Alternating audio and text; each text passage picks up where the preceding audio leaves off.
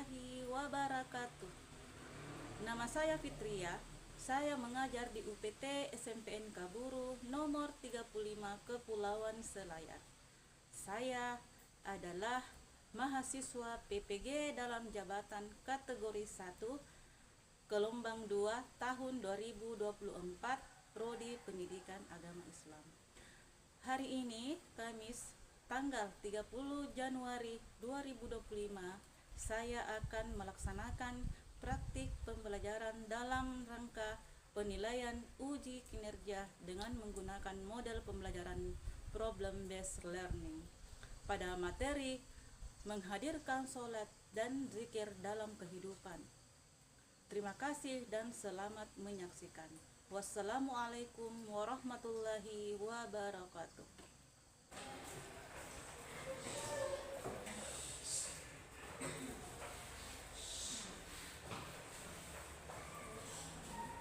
Assalamualaikum warahmatullahi wabarakatuh. Waalaikumsalam warahmatullahi wabarakatuh. Selamat siang. Bagaimana kabarnya semua? Alhamdulillah baik, Ibu. Ya, alhamdulillah kalau begitu. Hari ini kita akan belajar tentang sholat dan zikir. Tapi sebelumnya kita akan sebelum memulai pelajaran kita akan berdoa bersama dulu ya.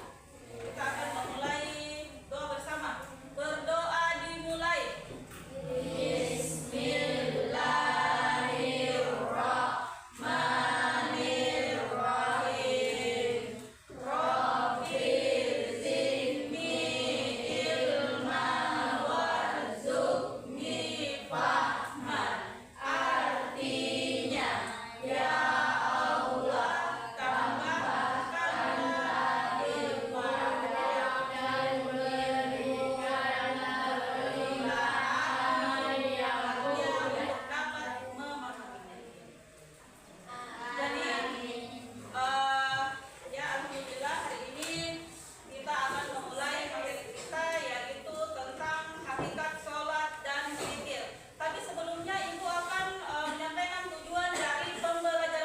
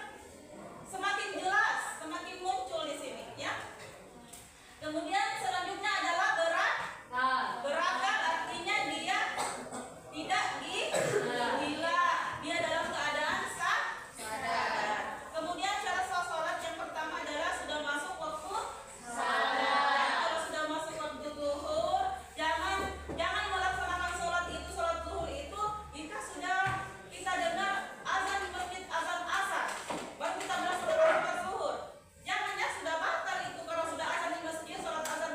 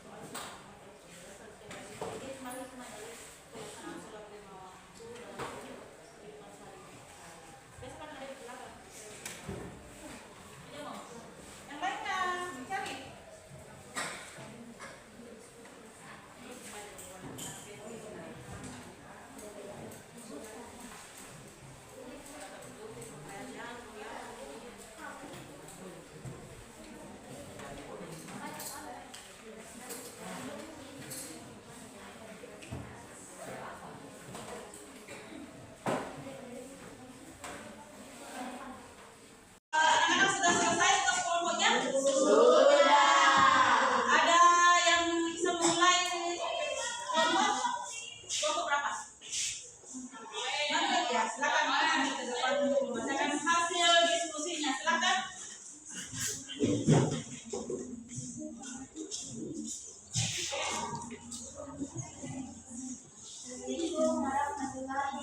warahmatullahi wabarakatuh.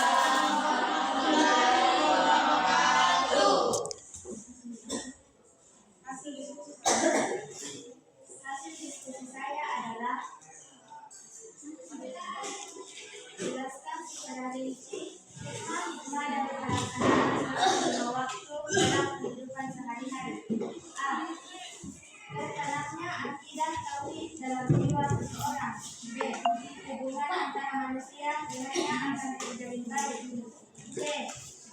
Memperkuat jiwa seseorang dalam hubungan dengan Allah Subhanahu wa taala. D. Memperoleh ketenangan jiwa dan menjauhkan diri dari kelalaian. E. Membiasakan seseorang pada perbuatan atau perkataan yang baik. Berikan argumen yang kuat mengapa sholat dan zikir dapat menjadi bentuk pelarian atau pengorbanan dalam menghadapi kesulitan dan tekanan hidup. Karena sholat dan zikir adalah salah satu kewajiban setiap muslim yang dapat meningkatkan ketakwaan juga dapat menghindarkan diri dari perbuatan keji dan mungkar. Maka penting bagi umat Islam untuk menghadirkan perasaan khusyuk dalam pelaksanaan salat. Bagaimana kualitas khusyuk ini dapat mempengaruhi hubungan individu dengan Tuhan dan orang lain di sekitarnya. Karena salat khusyuk dapat mencegah perbuatan buruk dan telah dijelaskan dalam Al-Quran bahwa salat itu sangat berat kecuali bagi orang yang khusyuk. Sekian, terima kasih. Inilah diskusi saya. Assalamualaikum warahmatullahi wabarakatuh. Waalaikumsalam warahmatullahi wabarakatuh.